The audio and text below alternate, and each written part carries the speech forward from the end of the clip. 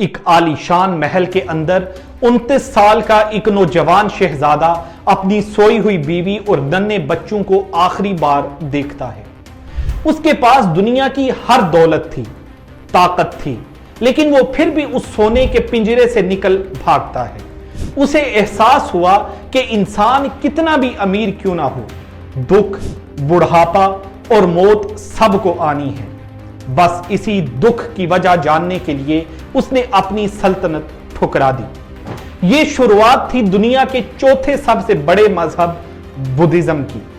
یہ واقعہ آج سے تقریباً 2500 سال پہلے 5ویں سنچری میں پیش آیا۔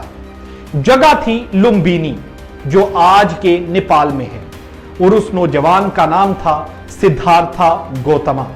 محل چھوڑنے کے بعد 6 سال تک وہ ہندوستان کے جنگلوں میں بھٹکتے رہے، بھوکے رہے، سخت تپسیا کی، لیکن جواب نہیں ملا۔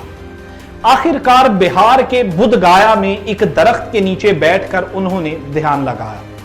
وہاں انہیں وہ سمجھ آیا جسے انلائٹنمنٹ کہتے ہیں۔ اس دن کے بعد وہ سدھارتھا نہیں رہے، وہ بن گئے دا بدھا، جس کا مطلب ہے جاگا ہوا انسان۔ بدھزم باقی مذہبوں سے بالکل مختلف ہے، کیونکہ اس میں کوئی کریٹر، گاڈ یا خدا کا کانسیپٹ نہیں ہے۔ بدھا نے کبھی نہیں کہا کہ وہ خدا ہیں یا کوئی پیغمبر ہیں۔ انہوں نے خود کو ایک ٹیچر یا گائیڈ کہا۔ ان کی پوری فلسفی 4 باتوں پر ٹکی ہے، جسے 4 نوبل ٹروتس کہا جاتا ہے۔ پہلا، زندگی میں دکھ یعنی سفرنگ ہے۔ دوسرا، اس دکھ کی وجہ ہماری خواہش یعنی ڈیزائر ہے۔ تیسرا، اگر خواہش ختم کر دو تو دکھ ختم ہو جائے گا۔ اور چوتھا، جسے ختم کرنے کا راستہ، جسے وہ 8 فولڈ پاتھ کہتے ہیں، یعنی صحیح سوچ۔ شروعات میں بدھزم صرف ناردرن انڈیا تک محدود تھا، لیکن موریہ ایمپائر کے بادشاہ اشوکا نے اسے پوری دنیا میں پھیلا دیا۔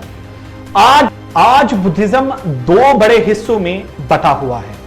ایک ہے تھیراواڈا، جو پرانی اور سخت شکشاؤں کو مانتے ہیں۔ دوسرا ہے مہایانا، جو وقت کے ساتھ تھوڑے بدلاؤ کو مانتے ہیں۔ تو یہ تھی کہانی اکراج کمار کی، جس نے دنیا کو بتایا کہ اصلی جنگ باہر نہیں بلکہ اپنے دماغ کے اندر لڑنی پڑتی ہے۔ اگر آپ کو یہ جانکاری پسند آئی اور آپ چاہتے ہیں کہ ہم اگلی ویڈیو کسی اور ریلیجین کی ہسٹری کے ٹاپک پر بنائیں تو کامنٹ میں ضرور بتائیں۔ لائک اور سبسکرائب کرنا نہ بھولیں۔ ملتے ہیں اگلی ویڈیو میں۔